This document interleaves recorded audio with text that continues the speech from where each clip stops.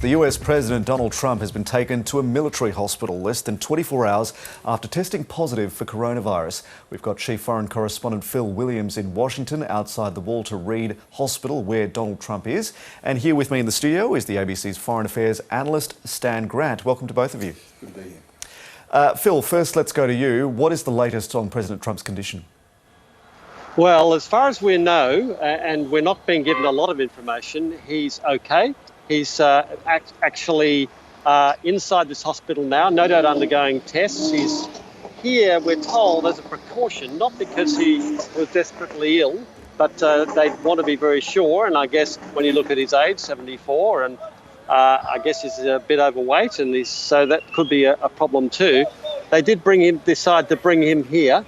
And we believe that he's got his own offices here. This place, Walter Reed, is set up for treating presidents. And so he will be, no doubt, settling in right now if he's not being tested. But before he came here, this is a little of what he said to his supporters who had wished him well. I want to thank everybody for the tremendous support. I'm going to Walter Reed Hospital. I think I'm doing very well, but we're going to make sure that things work out. The First Lady is doing very well. So thank you very much. I appreciate it. I will never forget it. Thank you. Now, meanwhile, our Democratic nominee Joe Biden, Phil, has tested negative. That's some good news at the end of it, really what's been a turbulent campaign. Yes, absolutely. And of course, we've got to remember it's not just the president and his wife that has been affected by this. There are others in the White House and those associated with events surrounding the White House. So there could be more people coming down with COVID in the future. Yes, but Joe Biden was quite diplomatic in the sense that he wished the president well, but did remind the president that there are repercussions to not wearing masks, and he has taken the president to task about those masks before, lack of wearing of masks before. But of course, the main message was that he wished him well and wished him and Melania a speedy recovery.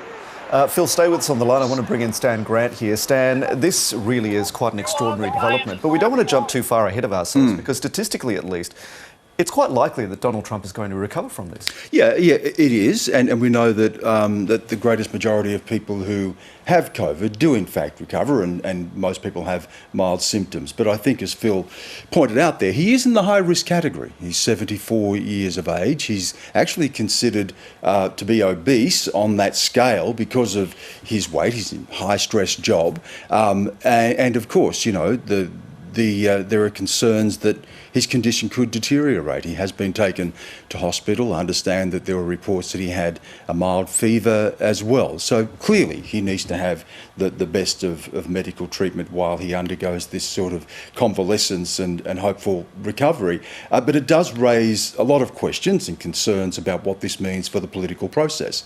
There are questions about whether in fact he would still be able to remain in control of the government. And there are mechanisms in place here if his condition did deteriorate.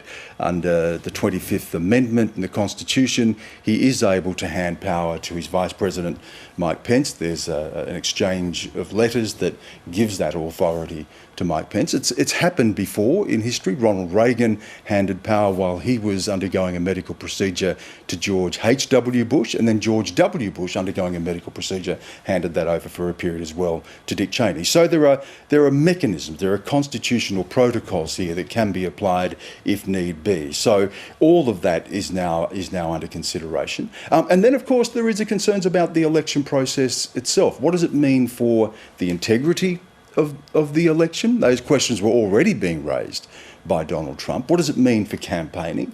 Clearly the next debate won't be able to go ahead. And we know that the Democrats have already respected that process and have been pulling any negative ads from their campaign, negative ads about Donald Trump, to focus more on the positive message of what the Democrats actually want to do in terms of policy rather than attacking the man. So it's already having an impact.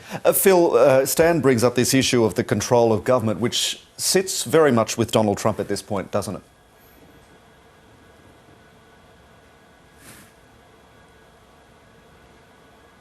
in control, and that until such time as he was taken very ill and had to hand over to Vice President Pence, that he's running the show.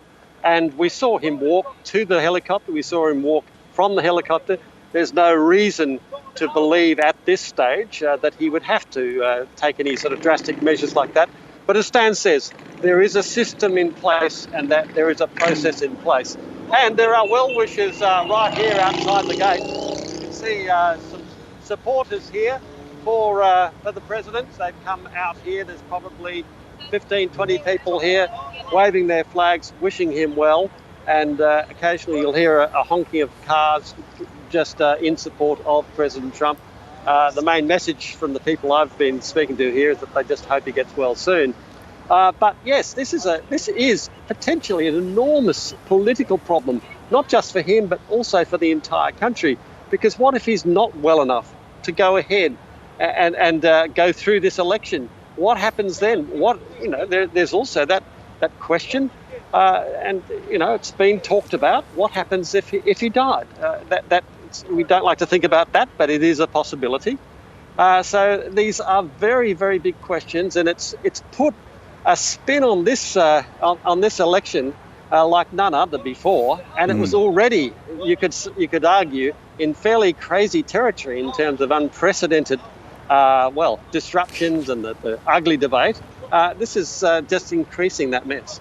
Jeremy, the good news here is that we heard from the president earlier, and he looked to be healthy despite having coronavirus. He looked to be strong. He walked under his own steam to the helicopter. He's clearly still in control of the government, and he is there getting the best medical treatment. So all of those things are good, and we've seen the well wishes, and we heard from Joe Biden earlier today sending his prayers and best wishes as well to the president.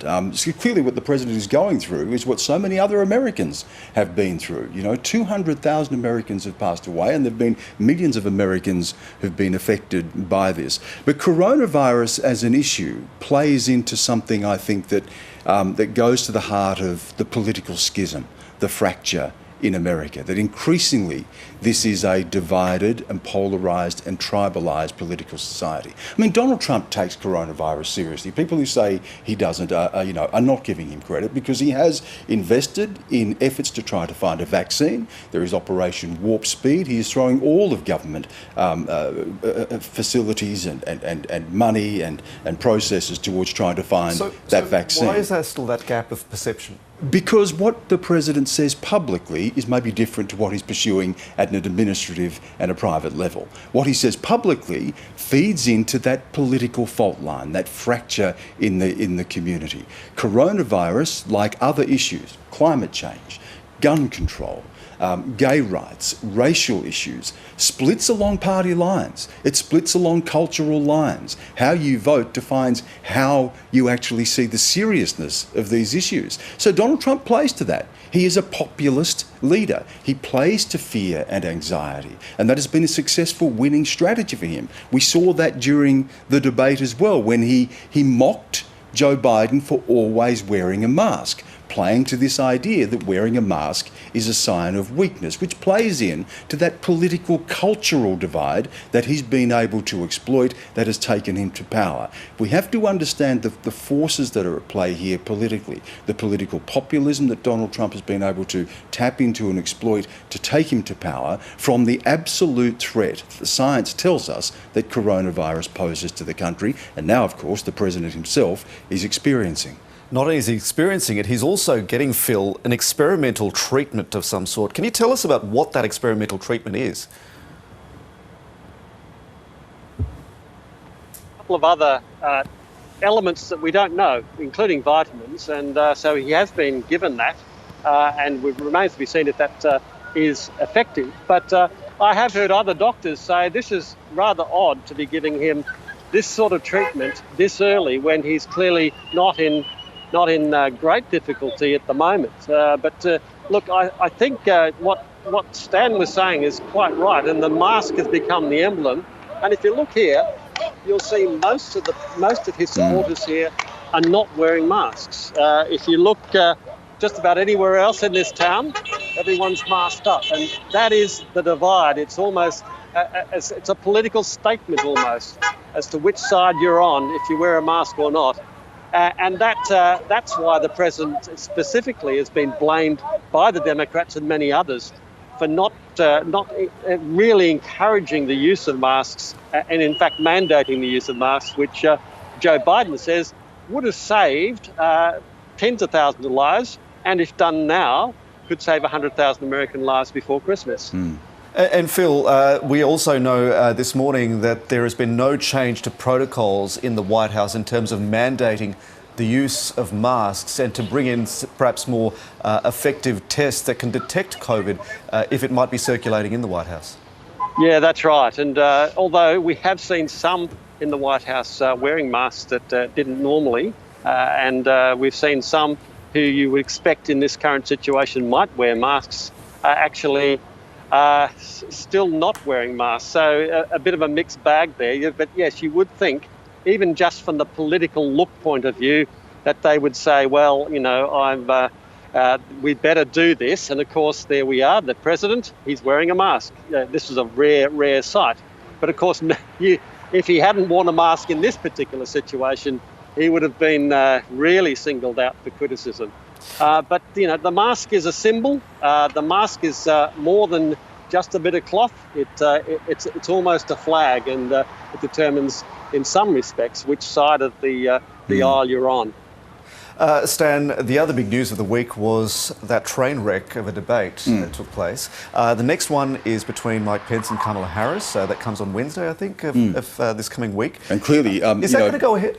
Yeah, I'm sure it will, Yeah. and clearly very significant given what we're seeing here. The questions that are going to be asked, and clearly has raised the stakes for that debate. There was meant to be another debate following that the week after between President Trump and Joe Biden. That's not likely to go ahead, given that the president will still be convalescing or trying to recover from coronavirus. And then there is a further debate after that. So this illness has clearly cast a shadow over the future of the campaign and what it's going to look like. It's going to be a very different campaign. We've already seen the impact on the campaign straight away. So clearly this is having an enormous impact. And I think, as Phil pointed out there, looking at those images of people out on the street, it goes to that point I made before.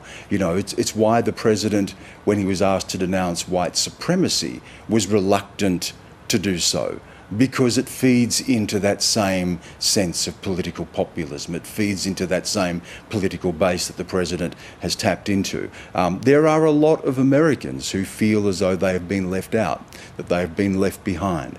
These are the Americans who are battling with an opioid epidemic. These are the Americans who are dying younger. The Americans who've seen their factories closed down. The Americans who are uncertain about their future.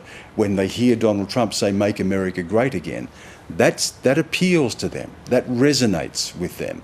That's been the basis of the president's support. And as we said before, coronavirus is another issue that feeds into that. The question of whether the economy should open up again, how quickly the economy should open up again, the questions of American resilience, they feed into that. Donald Trump will point the finger at Joe Biden and say he wants to damage the economy. He wants to keep the economy shut down. All of those things we heard during the debate as well, that go to those political fault lines in the United States that have so shaped this election.